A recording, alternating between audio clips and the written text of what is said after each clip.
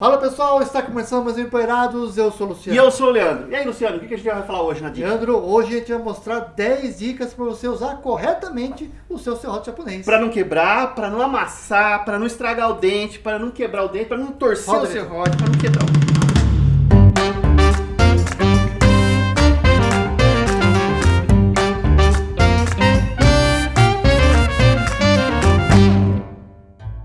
Luciano, tem gente que fala que o serrote japonês é frágil, né?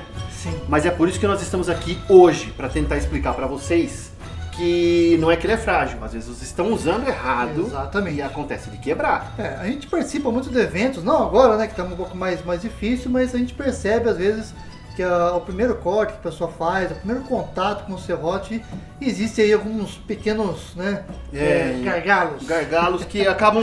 Já aconteceu até de quebrarem serrote na nossa frente. Nossa frente, né? Exatamente. E então, a gente viu que estava fazendo uma força desnecessária. Não precisa realmente fazer muita força para cortar com o serrote japonês. Isso, na verdade assim, não é tão difícil, é questão de costume, de prática. Então a gente resolveu trazer aqui 10 dicas para você usar melhor o seu serrote japonês. Então vamos lá para a primeira dica. Os serrotes japoneses, Luciano, são conhecidos em inglês como pull saw, ou seja, serrotes de puxar.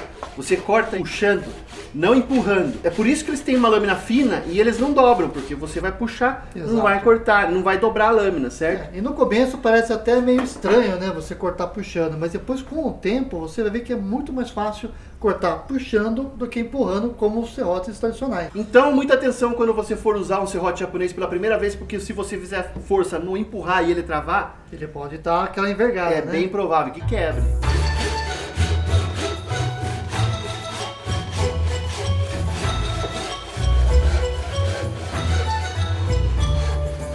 A segunda dica, pessoal, é você não forçar no corte. Então, não precisa pegar o serrote lá e ficar fazendo, né, força, tá? Deixar o serrote trabalhar. Ele tem lá a parte da serra, então na hora que você for cortar, calmamente, tranquilamente, não precisa forçar para baixo o serrote, que isso pode, né, ter uma quebra de dente, ou até na hora que você pode até envergar a lâmina e quebrar. Uma coisa que a gente vê quando tá forçando, quando a gente fala forçar, é a força para baixo no cortar. Você não precisa fazer força para baixo. Isso. Tem gente que a gente vê cortando. O cara quer cortar em 2 segundos. E quando ele termina de cortar, ele faz até assim com o serrote. Escapa. De tanta força ele estava fazendo para baixo. Não precisa fazer força para baixo. Porque no momento que você puxa, você já está fazendo a força que ele precisa para baixo. E um detalhe que eu dou, assim, quando você está fazendo um corte, então quando começa a chegar no finalzinho, você já dá uma desacelerada. Exatamente. Então, que nem o Leandro falou, o pessoal começa a cortar e quase pega a canela, né? Acaba cortando a canela. Mas então, assim, não forçar para baixo, o corte não vai ser mais rápido se você fizer isso.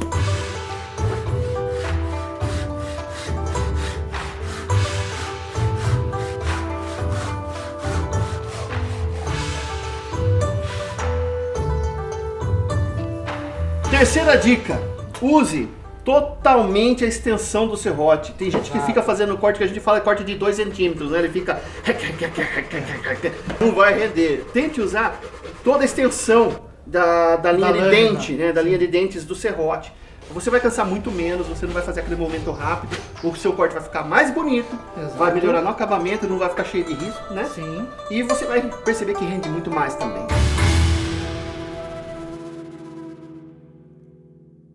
A quarta dica, importante, a posição do seu corpo em relação ao serrote, em relação à sua área de corte. O serrote, ele se transforma na extensão do seu braço, então ele tem sempre que estar alinhado. Tem gente que para na frente da peça e fica de lado com a peça aqui no meio e ele quer tentar acertar assim. Você se posiciona do lado, ó, com o braço alinhado com o serrote, você vai fazer o seu corte. Então você desvia muito menos. O seu desvio não vai acontecer, ou vai ser mínimo. E o legal assim que até cansa menos, viu? Cansa menos. Dependendo da posição que você vai cortar com o serrote, você pode cansar ali o braço, ou não tem muita produtividade no corte. Então, fazendo isso que o Leandro falou, realmente você não cansa, né? Então você tem que trabalhar com ele bem alinhado e fazendo esse movimento, o seu corte vai sair reto. Legal, Leandro. Então, aproveitando a sua deixa aí, eu vou para a quinta dica, que nós temos 2 formas de você usar o serrote. Segurando com uma mão só, como o Leandro acabou de mostrar, certo? Se ficar confortável para você. Ou você pode usar as 2 mãos, que daí você vai fazer o corte de frente. Então, você vai estar nessa posição mais ou menos, né? Que eu estou mostrando para vocês.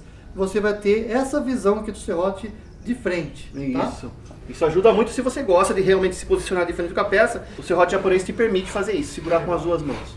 Isso é uma coisa muito tradicional, tá? Às vezes você dá uma olhada em vídeo aí, né, de fora, você percebe que os japoneses eles gostam bastante de usar, né, com as duas mãos. Exatamente. Né? Bom, e só para complementar aí na pega, né, a sua mão aqui na pega do cabo, importante, pessoal, não pegue aqui, ó, junto à lâmina. É muito desconfortável você cortar dessa forma aqui. Exatamente. Certo? É que nem o martelo, né? Quando você vai martelar, você sempre pega na parte do meio.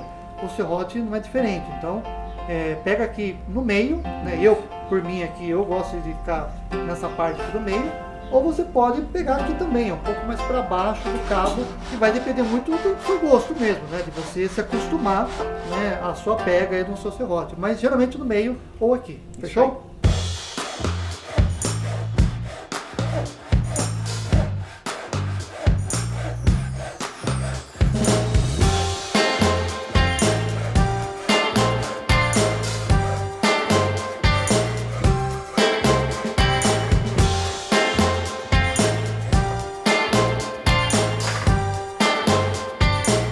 Sexta dica, faça sempre o balanço no corte. O balanço no corte, o que é? Você não vai segurar o serrote, vou ficar lateralmente para mostrar melhor, você não vai cortar ele sempre fazendo isso aqui, ó, empurrando. Você vai balançando mesmo a sua mão. Como se fosse um balanço mesmo. Como se fosse um balanço, exatamente. Então você faz o quê? Você faz com que o serrote faça esse desenho na madeira e ele também vai ser mais eficiente e vai render muito mais o seu corte.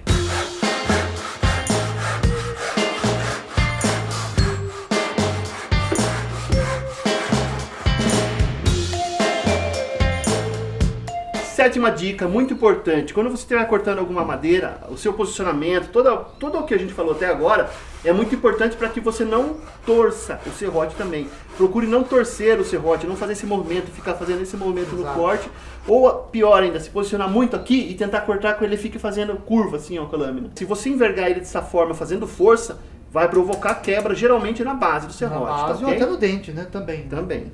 Vamos então para a oitava dica. Leandro, olha, existem vários tipos de serrote para vários tipos de materiais. Exatamente. Tá? Mas é claro, existe serrote para corte de alumínio, para bambu, para PVC, até para poda, viu, Leandro? Até para poda. Exato. Então, pessoal, quando você comprar o seu serrote, veja para qual tipo você está comprando. Se for para madeira, corte só para madeira. Isso. Se for para ferro, corte só ferro. Se for para poda, só usa para poda. Né? Exatamente. Às vezes o pessoal acaba comprando um serrote de madeira e usando para fazer lá serviço de jardinagem na sua casa. Isso pode quebrar a lâmina, pode quebrar os dentes, né, e realmente não tem o que fazer. Não tem o que fazer, porque geralmente, vamos por um exemplo, o pessoal costuma usar o rioba para cortar, fazer poda. Que é uma judiação. Que é uma judiação, porque a madeira de uma árvore que está viva ali ainda, ela tem muita seiva, ele vai travar muito o seu serrote. Exato. Ele não foi desenvolvido para ficar travado naquela seiva ali.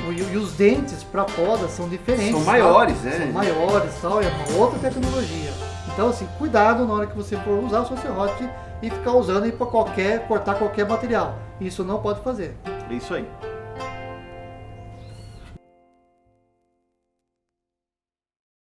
Nono tópico, não é nenhuma dica, é mais uma abordagem das situações que podem ocasionar quebra do serrote. Exato. Continuando o que a gente falou na dica número 8, se você usar um rioba, por exemplo, para fazer poda, você vai estar numa posição às vezes que não é a ideal, tá? Ele você pode travar, né, o serrote. Isso, ele pode travar o serrote porque você não está numa posição ideal, tá? E ele é muito flexível em relação às serras de poda, que geralmente são mais grossas. Isso pode ocasionar a quebra do serrote, isso é mau uso, tá? Legal. Outra situação, você está cortando uma madeira de demolição, por exemplo, e tem um prego ali no meio. Se tiver Aquela que você pegou na caçamba, né? Isso, Aquela peroba bonitinha. linda, você vai cortar, vai pegar um prego, vai acabar quebrando o dente do serrote, porque vai entrar um material duro com outro material duro ali, no movimento, vai acabar... ele vai quebrar, né? Fatalmente vai quebrar. Parafuso, prego. Então, assim, antes de você sair cortando, verifique se não tem nenhum prego ou parafuso perdido. Exatamente. Leandro, assim, existe uma outra madeira também, algumas madeiras, que tem presença de sílica, aquelas mini pedrinhas que compõem a madeira, né?